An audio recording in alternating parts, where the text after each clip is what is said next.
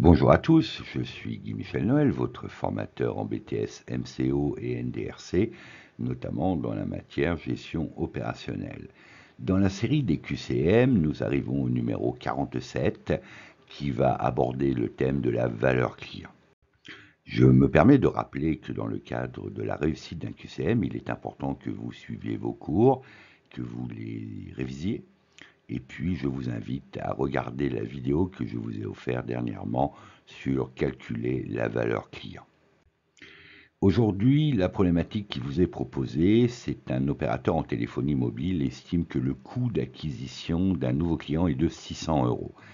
La durée de vie moyenne d'un client est de 10 ans, l'abonnement est de 15 euros par mois et les frais de gestion de 7 euros par client. Il envisage de développer un programme de fidélisation tout au long de la durée de vie du client. Deux programmes sont à l'étude. Le premier, le coût sera de 50 euros par an pour une durée de vie moyenne passant à 20 ans. Et le deuxième, le coût sera de 25 euros par an pour une durée de vie moyenne passant à 15 ans. Dans le cadre de la question numéro 1, la valeur d'un client avant programme de fidélisation était de 1500 euros, 800 euros, 360 euros ou autre. La valeur client étant égale à 15 moins 7 multiplié par 12 multiplié par 10 moins les 600 euros, soit 360 euros. Bonne réponse, il fallait cocher la case C. Dans le cadre de la résolution de la question 2, la valeur d'un client avec le programme 1 serait de 380 euros, 340, 320 euros ou autre. Donc la marge annuelle étant égale à 15 moins 7 toujours par 12 moins 50 égale 46. La valeur client étant égale à 46 fois 20 moins 600 soit 320 euros. Réponse C qu'il fallait cocher en apportant évidemment le raisonnement. Je me permets de rappeler qu'il est très important de lire les documents qui vous sont communiqués. Dans le cadre de la résolution de la question 3, la valeur d'un client avec le programme 2 serait de 380 euros, 340, 320 ou autre. La marge annuelle étant de 15 moins 7, multiplié par 12 moins les 25 égale 71. La valeur client est donc de 71 par 15 moins les 600, soit 465 euros.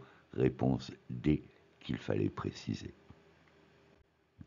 Je vous rappelle que vous pouvez trouver les séances de formation et de révision à votre examen sur le site www.formateur-bts-mco-ndrc.com où des professionnels de la formation et du monde de l'entreprise reconnus dans les secteurs de la gestion et de la finance vous apportent leur meilleur d'eux-mêmes pour vous permettre de réviser et de voir certains cours tous les soirs à partir de 20h30 et les week-ends en masterclass.